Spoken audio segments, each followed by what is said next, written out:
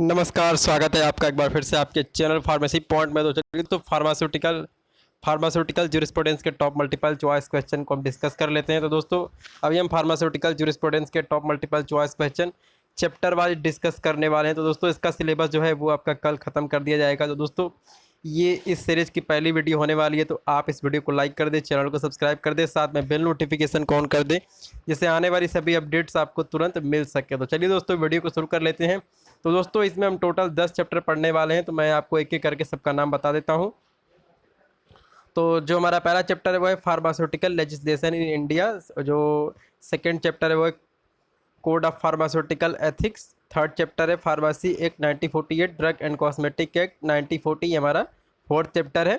फिर drug and magic remedies objectionable advertisement 1954, drug and psychotropic substances act 1985। तो दोस्तों ये हमारे 6 चैप्टर हो गए हैं टोटल, और 4 चैप्टर और हैं, जिसमें कि है drug price control order 2013, poison act 1990 1919, और इसमें medicinal and toilet preparation act 1955, और medical and termination of pregnancy act 1971। तो दोस्तों इन सभी 10 चैप्टर्स के मल्टीपल चॉइस क्वेश्चन 2 से 3 पार्ट में देखेंगे। तो चलिए दोस्तों पहले ही पार्ट की वीडियो हम प्ले कर लेते हैं और देखते हैं कि क्या क्वेश्चन दिए गए हैं।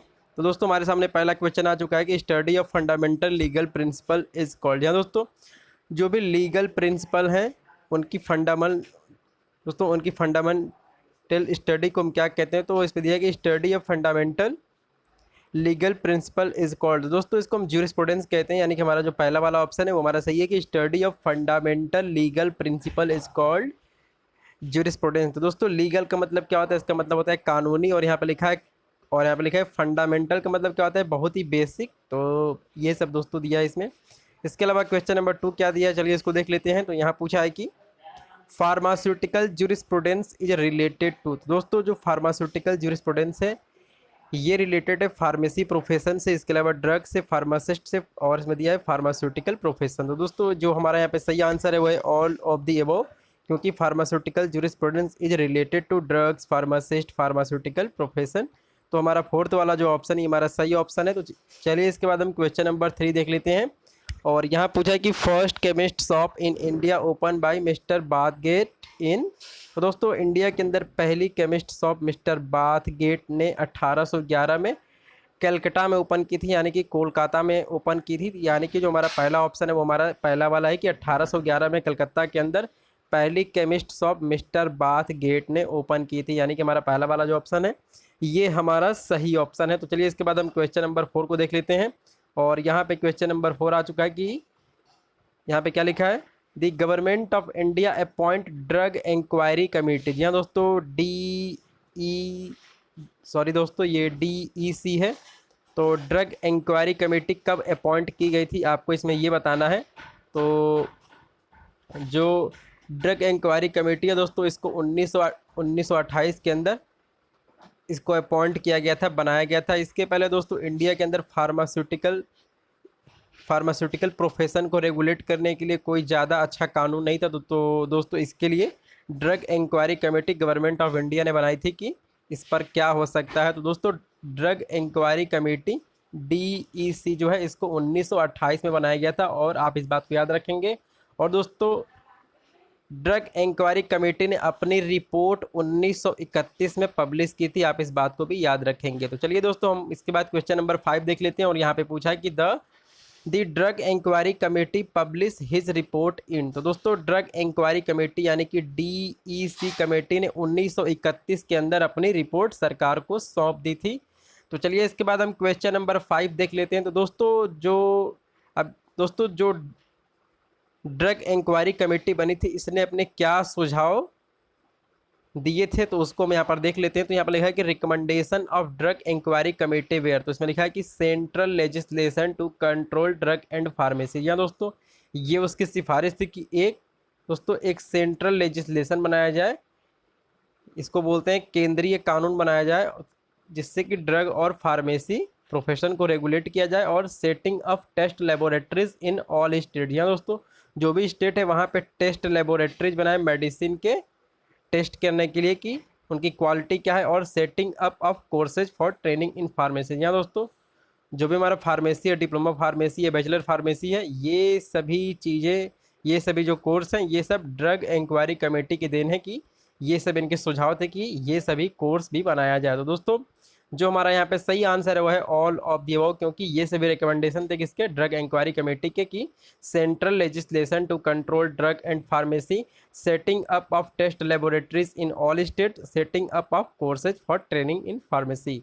तो चलिए इसके बाद हम क्वेश्चन नंबर 6 देख लेते हैं, और यहाँ पूछा है कि health survey and development committee, health survey and development committee appoint in, तो आपको बताना है कि health survey and development committee को कब अपॉइंट किया गया था। तो दोस्तों इसको हम भोरे कमेटी भी कहते हैं, इसको हम भोरे कमेटी भी कहते हैं। तो दोस्तों इसको 1943 के अंदर अपॉइंट किया गया था, कि health and survey development committee को 1943 में इसको अपॉइंट किया गया था।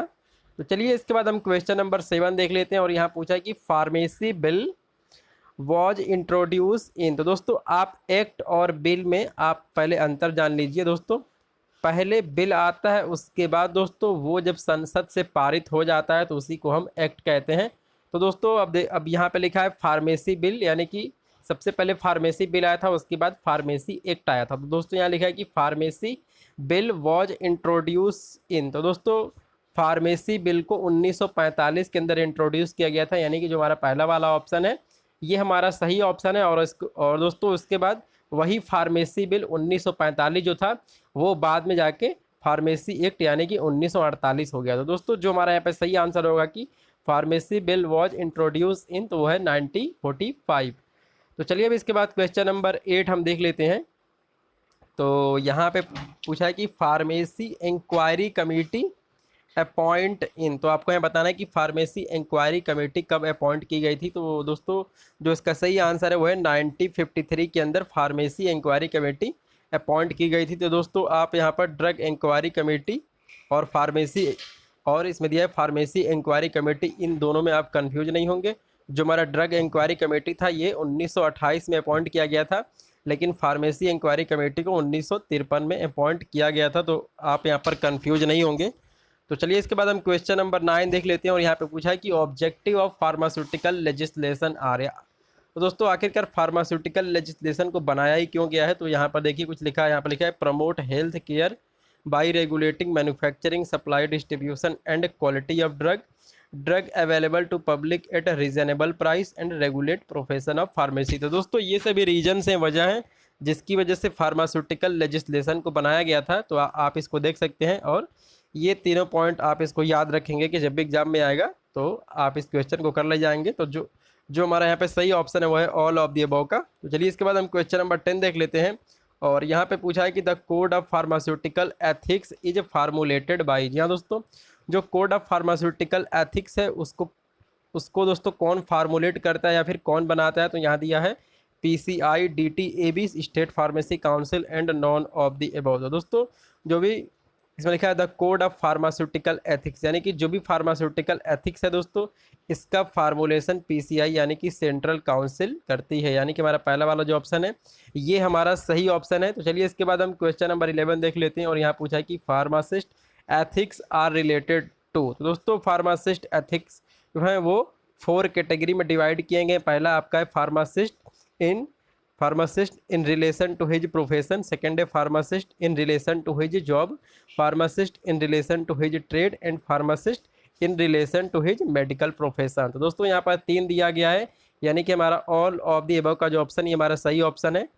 तो अब इसके बाद एक दोस्तों और बच जाता है, वो है ये कि pharmacist in relation to medical profession. तो चलिए इसके बाद हम अगला क्वेश्चन देख लेते हैं, जो कि है क्वेश्चन नंबर 12, और यहाँ पर लिखा है कि pharmacist in relation to his job follow. जी हाँ दोस्तों, तो अगर कोई pharmacist in relation to his job इसमें दिया है तो दोस्तों उसको क्या क्या नियम फॉलो करने चाहिए। तो इसमें लिखा है कि इसमें आप देख सकते हैं पहला लिखा है मेडिसिन सप्लाई विदाउट डिले। जी हाँ दोस्तों, इसके अलावा लिखा है conduct of pharmacy, handling of prescription. तो दोस्तों ये सभी आपका रिलेटेड है pharmacist in relation to his job वाले में।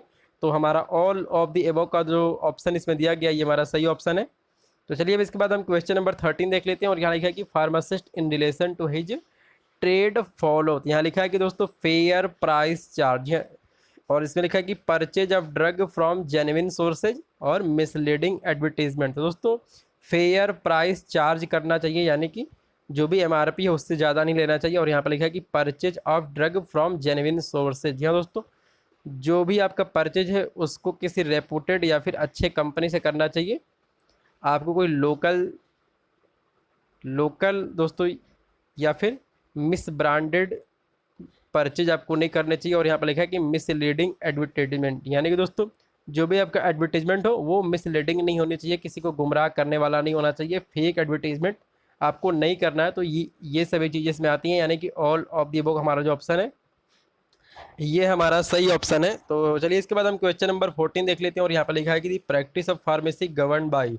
तो दोस्तों जो भी प्रैक्टिस ऑफ फार्मेसी है ये किस एक्ट के द्वारा गवर्न किया जाता है? तो इसमें लिखा है pharmacy act, drug and cosmetic act, both 1 and 2 and none of the above. तो दोस्तों जो हमारा यहाँ पे सही आंसर है वो है फार्मेसी एक्ट, यानी कि हमारा पहला वाला जो ऑप्शन है हमारा सही ऑप्शन है। तो चलिए इसके बाद हम क्वेश्चन नंबर 15 देख लेते हैं।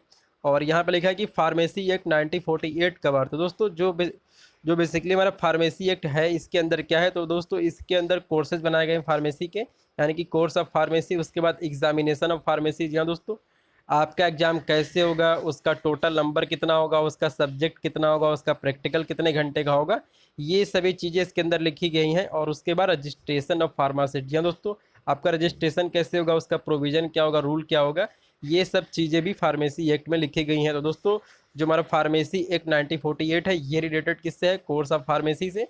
इसके अलावा एग्जामिनेशन ऑफ फार्मेसी और रजिस्ट्रेशन ऑफ फार्मासिस्ट, यानी कि हमारा ऑल ऑफ द अबव का जो ऑप्शन है ये हमारा सही ऑप्शन है। तो चलिए इसके बाद अगला सवाल देख लेते हैं। तो हमारे सामने क्वेश्चन नंबर 16 आ चुका है और इसमें पूछा है कि the provision of state pharmacy council in pharmacy act is under. जी हाँ दोस्तों, स्टेट फार्मेसी काउंसिल का प्रोविजन जो है वो दोस्तों फार्मेसी जो आपका फार्मेसी एक्ट है उसके उसके दोस्तों किस सेक्शन में दिया गया है? तो दोस्तों the provision of state pharmacy council in pharmacy act is under section 20, यानी कि हमारा जो पहला वाला आंसर है ऑप्शन है ये हमारा सही है।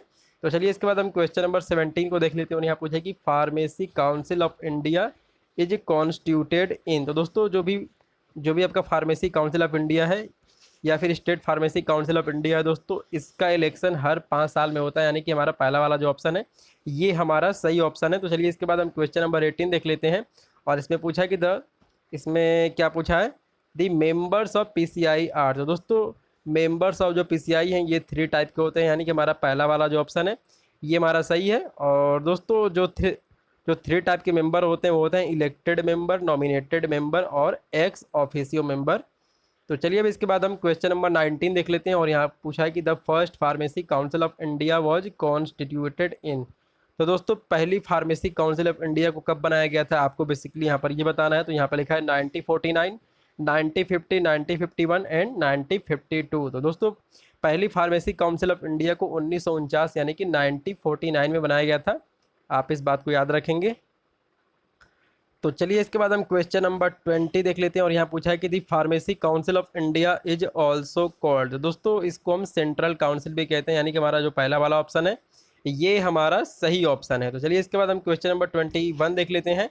और यहाँ पूछा है कि number of elected member elected by UGC. जी हाँ दोस्तों, नंबर ऑफ इलेक्टेड मेंबर कितने होते हैं इलेक्टेड बाई यूजीसी? तो दोस्तों इसका जो सही आंसर है वो है 6, यानी कि 6 इलेक्टेड मेंबर होते हैं किसके द्वारा? यूजीसी के द्वारा, जिसका फुल फॉर्म होता है यूनिवर्सिटी ग्रांट कमीशन। तो चलिए इसके बाद हम क्वेश्चन नंबर 22 देख लेते हैं। और यहाँ लिखा है कि number of elected member by medical council of India. जी हाँ दोस्तों, मेडिकल काउंसिल ऑफ इंडिया से एक मेंबर पीसीआई के अंदर इलेक्टेड किया जाता है, यानी कि हमारा पहला वाला जो ऑप्शन है ये हमारा सही ऑप्शन है। तो चलिए इसके बाद हम क्वेश्चन नंबर 23 देख लेते हैं। और यहाँ पूछा है कि number of elected member by state pharmacy council in PCI is. तो दोस्तों इसका भी जो आंसर सही है वो है एक है कि number of elected member by state pharmacy council in PCI is. तो एक मेंबर को वहाँ से इलेक्ट किया जाता है। और यहाँ पर लिखा है कि 24 क्वेश्चन हम देख लेते हैं। Numbers of nominated members number of nominated member nominated by central government in PCI. जी हाँ दोस्तों, जो भी हमारी सेंट्रल गवर्नमेंट है वो कितने मेंबर को नॉमिनेट कर सकती है? तो दोस्तों वो 6 मेंबर को नॉमिनेट कर सकती है पीसीआई में। तो चलिए इसके बाद हम क्वेश्चन नंबर 25 देख लेते हैं। और यहाँ पूछा है कि ex officio member of PCI are. तो दोस्तों जो भी यहाँ पे लिखा है एक्स ऑफिशियो का मतलब वो क्या होता है? जो लोग पहले रिटायर हो चुके हैं तो दोस्तों उनको भी दोस्तों उनको भी मेंबर बनाया जाता है। तो यहाँ पर लिखा है कि director general of health services और लिखा है director of central drug laboratory और ड्रग कंट्रोलर ऑफ इंडिया। तो दोस्तों ये तीनों लोग जो हैं ये होते हैं मेंबर होते हैं पीसीआई के, और इनको हम एक्स ऑफिसियो मेंबर कहते हैं, यानी कि ऑल ऑफ दी अबव का जो हमारा ऑप्शन है ये हमारा सही ऑप्शन है। तो चलिए इसके बाद हम क्वेश्चन नंबर 26 देख लेते हैं, और यहाँ पूछा कि the president and vice president of PCI hold office for. जी हाँ दोस्तों, जो भी जो भी प्रेसिडेंट और वाइस प्रेसिडेंट होते हैं किसके, पीसीआई के, उनका कार्यकाल कितने वर्ष का होता है दोस्तों, बेसिकली यहाँ पर ये पूछा है। तो दोस्तों जो उनका कार्यकाल होता है वो 5 ईयर यानी कि 5 साल का होता है। तो चलिए दोस्तों अब इसके बाद हम क्वेश्चन नंबर 27 देख लेते हैं, और यहाँ पूछा है कि silent feature of pharmacy act 1948। जी हाँ दोस्तों, जो फार्मेसी एक्ट है 1948 इसके फीचर्स क्या है, तो इसमें लिखा है कि constitution of PCI and state pharmacy council. जी हाँ दोस्तों, फार्मेसी काउंसिल ऑफ इंडिया और स्टेट फार्मेसी काउंसिल का जो दोस्तों संविधान है वो आपका फार्मेसी एक्ट 1948 है। और इसमें लिखा है कि मिनिमम स्टैंडर्ड फॉर फार्मासिस्ट। जी हाँ दोस्तों, वहाँ पर minimum standard for pharmacist prescribe किया गया है जो कि आपका डिप्लोमा फार्मेसी है। और यहाँ पर लिखा है कि dispensing of prescription only by registered pharmacist. तो दोस्तों ये सभी चीज़ें फार्मेसी एक्ट 1948 में दी गई हैं, और ये सभी इसके साइलेंट फीचर है, यानी कि ऑल ऑफ दी अबव का जो हमारा ऑप्शन है ये हमारा सही ऑप्शन है। तो दोस्तों इसके बाद जो भी रिमेनिंग मल्टीपल चॉइस क्वेश्चन है वो पार्ट 2 वाली वीडियो में आएंगे। तो दोस्तों आपका ये वीडियो देखने के लिए धन्यवाद। जय हिंद।